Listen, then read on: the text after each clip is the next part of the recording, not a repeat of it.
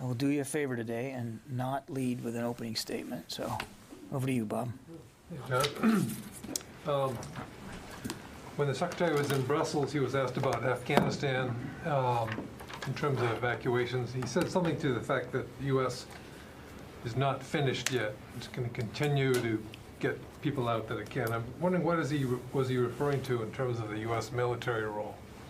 He was really referring to the U.S. government role, the interagency effort to continue to work with veterans groups and other private organizations to find ways to continue the flow of American citizens and SIVs out of Afghanistan. But he wasn't speaking to or alluding to a specific military role other than our current liaison with these ad hoc groups. Right, so not directly involved in getting people out of the country, but No. military assets. No change to the, no change, he wasn't trying to signal a change to the current way in which we're trying to help get Americans out of Afghanistan, which is not through U.S. military means. Okay. A related question real quickly on Pakistan. Has there been some sort of arrangement made with the Pakistanis on overflight, something related to over-the-horizon operations in the future? I don't have any arrangement to speak to, Bob. As you know, we continue to have conversations with neighboring nations and partners in the region to continue to explore opportunities for over-the-horizon capabilities and support, but I don't have anything specific on any front to read out to today. Thank you. Yeah. Yeah. Just to follow up on Bob's questions, what is the DoD effort and liaison with these, veterans groups? And in some of the meetings that are taking place, are you providing advice? Are you providing logistical ideas or support? How are you contributing to that? These are fairly informal discussions, and as far as I understand it, they are happening almost on a continuous basis, and we aren't the only participants here. I mean, the State Department is included here, but these are, it's more sort of continuous communication about information on certain individuals or certain groups of individuals that they can bring to our attention, and we can begin to continue to work with the Taliban to make arrangements to get them out. And can you give us an update on how many Afghans are now at U.S. military bases and kind of the throughput of that? Yes, actually, I can.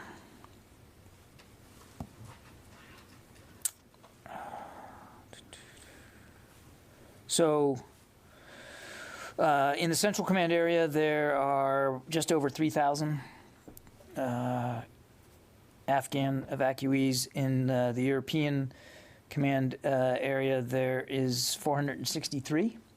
And then here at CONUS bases under NORTHCOM's authorities, there are 53,157 at 8 locations. Thus far, 6,689 of them have been released for resettlement, and they're on their way to their new lives. We can get you a breakdown by base if you want it, in terms of how many are at each base. But there's 53,000 and plus here in the States. As far as continuing to feed and shelter Afghans through the winter, the families that are there, are you having to ask for any sort of budget increase to do that? And are these private organizations that are volunteering to feed them? How is this working? I know of no budget request that is looming. As you know, we are doing this mission on a reimbursable basis, but that hasn't been worked out. And then we're working closely with nonprofit organizations, humanitarian organizations, I should say, the Department of Homeland Security and the State Department are, in terms of how they are resettled. And that's not a departmental responsibility here at the Pentagon. That said, a lot of local aid organizations, and frankly, just citizens that live outside these facilities, these 8 bases, are donating all kinds of things, largely clothing and toys for kids. So there's been an outpouring throughout the country, particularly in these communities outside these bases, of support for these people. Yeah, Lucas. John, there's news of another hack today. Microsoft says the Russians continue. I was wondering, what is U.S. Cyber Command doing to thwart these attacks? I don't have any particular knowledge of this latest report, Lucas, so I'd refer you to the more appropriate authorities on that. And obviously, we don't talk about what we do in the in cyberspace with much aggressiveness. But what I can say broadly is that the Secretary is very focused on making sure that we have in place the cyber capabilities that we need to defend our ability to defend the nation, and to try to contribute to overall governmental efforts to protect critical infrastructure. We take the threats in cyberspace seriously.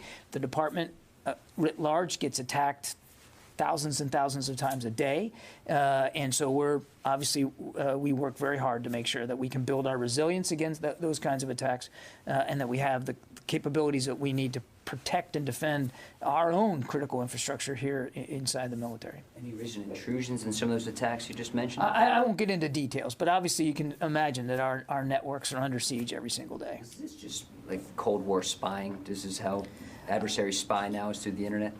Again, without pointing to specific motivations and intent here, I mean, there are lots of reasons why malign actors in cyber want to launch operations against the department, against the United States government. Some of it is for the extraction of material and information. Some of it is to be disruptive. There's a broad range, and what we're focused on is making sure that we're as resilient as we can be. Yeah, Wafa. On a different topic, what's the Pentagon's assessment of the situation on the ground in Sudan, and what are the consequences on the future military cooperation or relationship with Sudan? Well, I think you've heard the State Department speak to this. We share their deep concerns with the Sudanese military's takeover of the transitional government and the intent to maintain power until democratic elections are held. These actions are counter to the democratic aspirations of the Sudanese people. They contravene the constitutional declaration there, and they undermine the Juba peace agreement. We call on the military to unconditionally release and reinstate all detained civilians in order to allow the civilian-led transition to continue its progress toward elections. And we also call on the Sudanese security forces to respect the right of the Sudanese people to peacefully protest. There is no U.S. military footprint on the ground in Sudan. There's no training. It's not like this disrupted some sort of training partnership or relationship. We don't have a U.S. military presence on the ground to those ends. Can you please explain the term military takeover? Why we're not calling it military coup? I don't have a. I mean, it wasn't. I don't think we're parsing words here. It was a military takeover of the transitional government, and it is a transitional government. I'll just leave it at that. One quick, broader question. Do you have concerns over the instability in Sudan and maybe its impact on the whole region? Obviously, again, without trying to speculate where this is going to go, I mean, when you have a situation like this, which can be destabilizing, certainly is destabilizing inside Sudan, we obviously have broader regional concerns about the impacts that could have larger in the region. And that's, again, why we are joining our State Department colleagues and in urging the Sudanese security forces turn over authorities to the transitional government and allow the will of the Sudanese people to be seen, to be achieved. Pierre. Are there any military to military relations with the Sudanese? There's, as I said to Wafa, we don't have any training presence on the ground. There's no right now. There's no U.S. military cooperation with Sudanese security forces. Let me go over to this side in the back there. Thank you.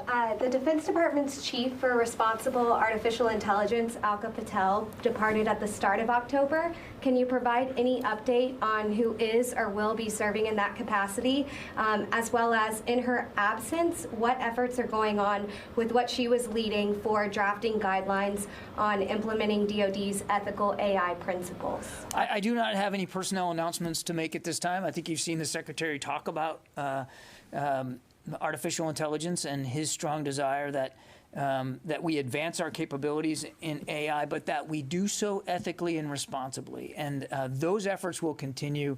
There is obviously we have a team of experts here at the Pentagon that are working inside the interagency and with partners, allies and partners around the world. And the Secretary is comfortable that we'll be able to continue to do that work. And I don't have any personnel announcements to make. And there's no one serving in the interim in that capacity? I don't have any personnel announcements to make today. I can take the question on an interim person. I don't have that level of detail. Yeah, Travis. Hey, thanks, John. I had a question about the budget for Afghan refugees at bases. You said it would be paid back on a reimbursable basis. I'm just wondering if there's any indication at this point that those expenses could affect other military operations. Is there any concern about that? One of the things that you've heard the Secretary talk about is that we want to make sure we obviously take this mission very seriously, and we're very proud of the role that we're playing and of the terrific job, the compassion that our men and women are showing every day, not just here at home but overseas, in making sure that these evacuees have a safe and secure environment to live and to work on their process towards citizenship. But obviously we also have a commensurate responsibility to defend this country. And one of the things that we're constantly reviewing is the degree to which our readiness to do that is being affected by this fairly sizable mission set. We don't believe now that at this time that our readiness to defend the nation is being adversely affected, but clearly there are assets, resources, time that are being devoted to this that are in some cases not being devoted to other things. And so we're watching that very closely, but the Secretary's not at a point now where he would say that our readiness to defend this country is being adversely affected. It's still being worked out, the reimbursable portion, but is this something that Congress would need to be involved in, that you would need Congress to reimburse this money, or would it be? I don't think we're at that stage right now, Travis, to have all that detail worked out. Christina. Oh, thanks. Welcome back from the trip. Thank you. So some Republican lawmakers are warning that the vaccine mandate will hurt morale and lead to separations. Is this something the department is concerned about? And do you anticipate any discharges or separations from it? Well, I would tell you that the Secretary's view is that one of the best ways to make sure that the force is able to do its job to defend the nation is to make sure that they're protected against this virus. We would agree with people that argue that it's a national security issue, and our view is that one of the best ways to be able to preserve our national security is to make sure that our men and women are protected against this virus and therefore are healthy and able to do their jobs to defend this country. We believe that the vast majority, and the numbers are bearing that out, of our men and women understand that too, and are getting the shots and are getting themselves protected so that they can also protect their families and their units and their communities. And then also, could you tell us more about the Afghan evacuees that are in Kosovo? What happened to have them be sent there? How many are there? What's going to happen to them? How long will they be there? Yeah, so what I can tell you is we've surged resources and we've deployed some additional personnel from relevant departments and agencies overseas to Camp Bondsteel to effectively vet individuals who require further processing before onward movement. And there are a range of Afghan evacuees at Bondsteel, to include many Afghan families, women and children, we've definitely prioritized being able to keep them together. I think it's also important to remember that all individuals have to pass our security screening and vetting process and receive the necessary vaccinations before proceeding with their onward travel to the United States. So, per our agreement with the government of Kosovo, we will relocate Afghans that are housed at Bondsteel to the United States or a third country within 365 days. And again, for more questions on that, I'd point you to the National Security Council. Let me get to some of the phones because I haven't done that. Jeff Shogel. Thank you. Can you say whether China tested a fractional orbital bombardment system in August? And if so, does the United States have its own fractional orbital bombardment system? I don't have anything to confirm on that, Jeff. I'm certainly not going to talk about intelligence issues here from the podium, and I think it would be important for the PRC to speak to the capabilities that they're trying to advance. The bottom line is we know that they're trying to advance military capabilities, capabilities that we believe are only going to increase tensions in the region and beyond, and that's the reason why the Secretary has called the PRC our #1 pacing challenge, and that's why we're going to stay focused on that. Well, if I could follow up, the PRC is press shy, unlike the Pentagon. Is there any way to describe what is this thing that the Chinese launched? And do we have one of our own things?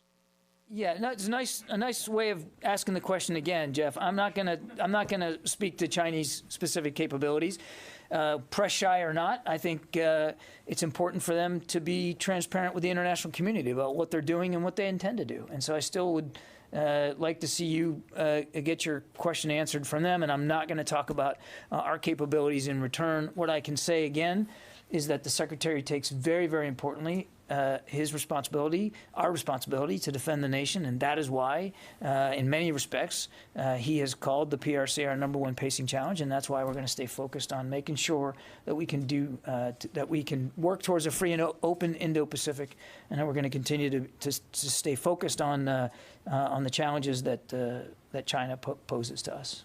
Yeah. Go ahead, Carla. Thank you, John. On the Tom Garrison attack, who's responsible for that last week? Yeah, I'm not in a position to get into attribution at this point. We have seen these kinds of attacks in the past from Shia militia groups, which we know are backed and supported by Iran. But I'm not going to talk to specifics on this particular attack. It was complex. It was deliberate, and thankfully, no U.S. service. We don't have any indications right now that any U.S. service members were hurt. Is it safe to say that? Can we assume it was a Shia militia group, or does that not? I've said we've seen these kinds of attacks before. I'm not going to get into specific attribution on this one. And the number of rockets. Do we have any more specifics on that? We were told 2 drones and a number of rockets. Are there any specifics? I don't have an update for you on the munitions that were used. We believe it was a complex, coordinated, and deliberate attack. And last question, is it possible that this was a state-sponsored attack? Again, I'm not going to go any further on attribution at this point. We're still working our way through. Yeah. Go ahead. Okay, thank you. I want to ask you about the military cooperation between China and Russia. That last week, the Chinese and Russian warships conducted the first ever joint patrol in the Western Pacific. How much is the DoD concerned about this joint activity in terms of peace and stability in the region? Well, look, for one thing, I'd refer you to Russia and China to talk about their exercises. Generally speaking, we don't have an issue with military exercises. We do it all the time. They're obviously have decided they need to operate together or to exercise together, and I think they should have to speak for that. What I can tell you is that we're going to continue to improve our own capabilities. We're going to continue to work with our allies and partners in the region, and we have a lot of them, and we believe those alliances and partnerships are real unique strengths that the United States has in the Indo-Pacific. John, thanks. Going back to South Asia, China.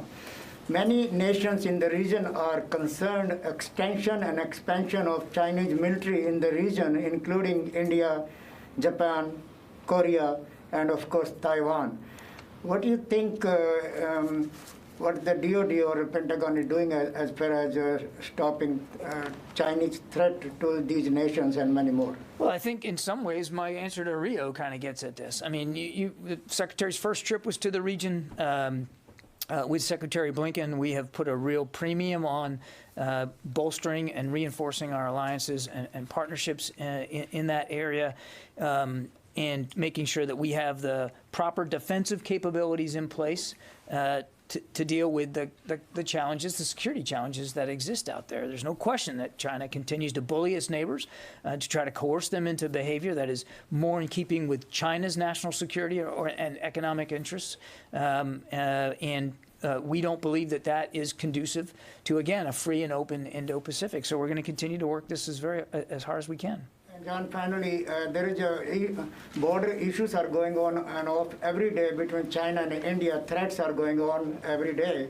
And you think anybody or secretary is in touch with the Indian authorities or military to military as far as China and India disputes are going on every day and threats from the Chinese? Yeah, I don't have any conversations to read out today, Goyle. We're certainly mindful of the tensions there along that border, and I think obviously nobody wants to see the situation become more tense or certainly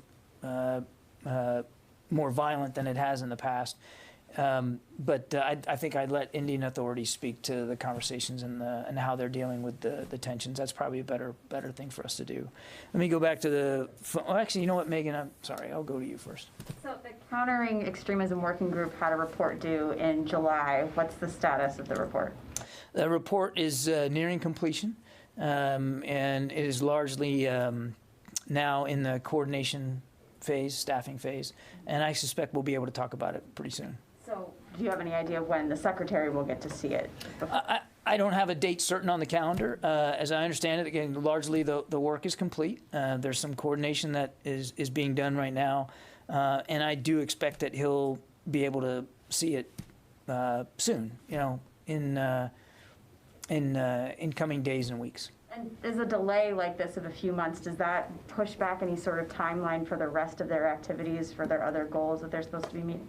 No, as you know, they have set up processes, interagency or interdepartmental processes to continue to work on this. And one of the things that they already said they were going to try to do was another study on extremism. So the work continues, but the working groups readout of their initial tasker, that's what we're waiting on right now, and I think it'll be out fairly soon. And it will, as we've talked about, it will include a new definition set of what extremist activity comprises.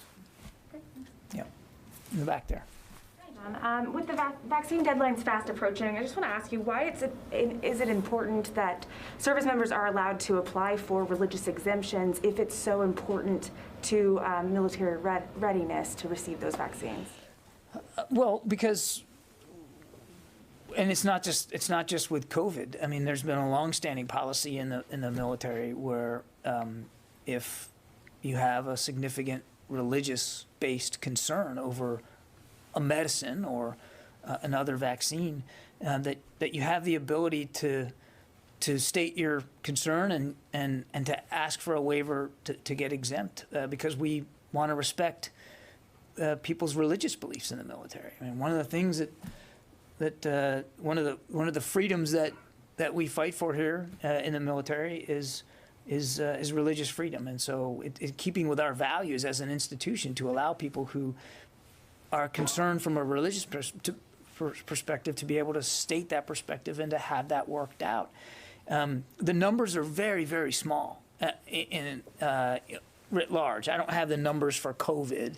I did point you to the services. That's really their bailiwick. But in general, numbers of religious exemption requests for any vaccine or medicine are typically very small.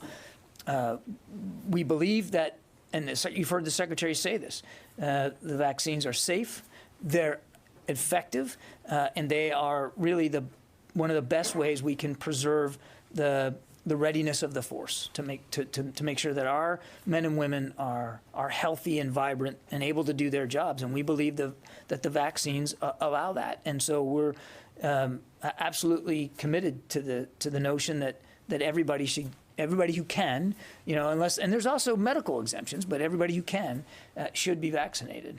Right. So if they have religious convictions that keep them from that, would that then make them unfit for service then? Well, so there's a process. You have to ask for the waiver. Each service handles those differently. Some waivers are granted, some are not. And that's really up to each individual service to decide what they're going to do. Now, an unvaccinated member, could there be ramifications for their deployability? Absolutely, there could be. But again, I would refer you to the services to speak to that, because each service, and this is why the Secretary wanted each service to handle the mandatory vaccine program in their own way. They all have different operational deployment requirements. They're in different communities around the country. There's a lot of service-specific concerns that the military departments have to deal with. But yes, could there be an effect on somebody's ability to deploy and to participate in an exercise or an operation because they're not vaccinated? Absolutely, that could be the case, but it would be really decided by the unit and by the service. Okay, Janie. Thank you. On the North Korea's SLBM launches, South Korea and Japan are making different claims about the SLBM launches by North Korea last week. South Korea claims that North Korea fired one missile, but Japan claims 2 missiles. What is the United States' clear position on this? Well, we've already made it clear that that we've noted with deep concern the recent ballistic missile launch, and we've referred to it as a singular launch. On the China and North Korea are cooperating with each other to increase arms. How do you comment China and North Korea increase military powers? I don't have any specifics about what the Chinese and the North Koreans are doing with respect to increasing military capabilities. I think, again, to Jeff's question, that's an excellent question that should be posed to the leaders of those nations. What I can tell you is that we know China has influence in Pyongyang, and that influence could be important to helping us all achieve the denuclearization of the peninsula, and we certainly would like to see China be more cooperative and more helpful in what one would imagine would be a mutually shared interest, that the peninsula be denuclearized for security throughout the region. What made you China will help North Korea denuclearize? China can help by enforcing the sanctions that have been in place. China can help by using their influence in Pyongyang to help the regime make the right decisions with respect to security on the peninsula. There's a lot. China has influence, and there's no question about that. But China and North Korea, they cooperated to increase arms, and also they last August, China in hypersonic missile launches, and similarly North Korea also hypersonic missile launch in SLBM. They cooperate. Why do you think the Chinese can help denuclearize? I can't speak to this cooperation. I can't. I mean, obviously, what we want to see is security and stability on the Korean Peninsula, and we believe that a big way to achieve that is the denuclearization of the North. And China can play a positive role in that if it chooses to do so, because they do have influence in Pyongyang. Now, if they're cooperating in ways that militarily are decreasing security and stability, then that's a concern. But I don't have the details of what you're telling me they're doing. And again, I would simply say that what we'd like to see is China use their influence in a positive way for security on the peninsula. Kim Jong-un is a Chinese baby, okay?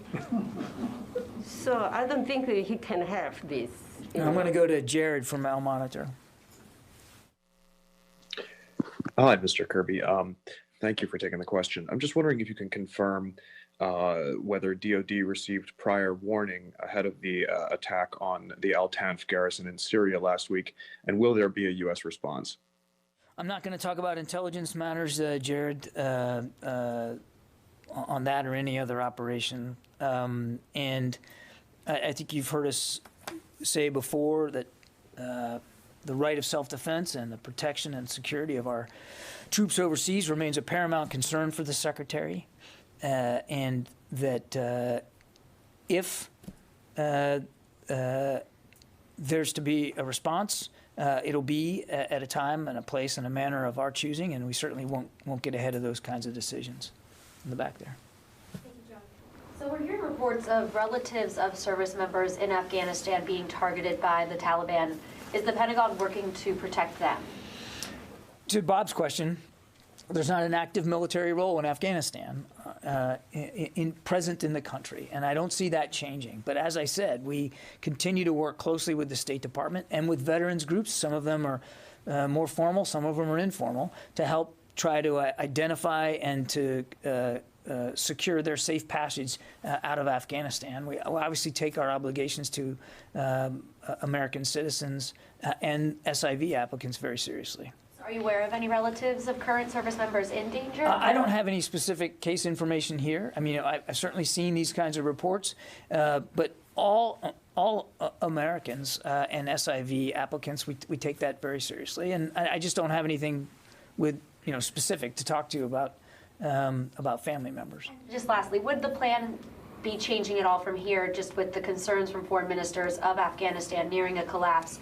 So is there any change to any planning, or are you preparing for, like... I'm not sure I follow your question. Is the Pentagon working to get both the relatives and the other Americans that still remain out if there's this concern about a collapse of Afghanistan? We are aware of concerns that some of our members have about their family members, absolutely. And we are certainly aware that there are still American citizens in Afghanistan, some of whom, not all, but some of whom want to leave. So we are still very committed to working inside the U.S. government interagency effort to find safe passage for these individuals to the best of our ability. But I don't, there's not at this time envisioned any U.S. military role specifically in bringing that about from a tangible, practical perspective. Okay? Ellen from Synopsis. Hello, sir. Thank you so much for doing this. Back to the vaccine issues. Has the Secretary's office been guiding any pushback from contractors who are also required to have a vaccine mandate? And what is the situation with civilian employees getting vaccinated? I'm not aware of any pushback by defense contractors with respect to the mandate. I don't believe we polled every contractor and have a sense of what they're hearing from their employees, but we obviously support the president's decision and his order that those who are working on our programs contractually are safe and secure and have been vaccinated. I don't have an update with respect to the civilian. Let me see. I think I've got something in here. Hold on. I know we've recently issued implementation guidance that governs civilian vaccinations and how that's going to transpire. We owe the workforce additional context about actual implementation on their part, and we'll be having that out pretty soon. Okay. Thank you. Thank you.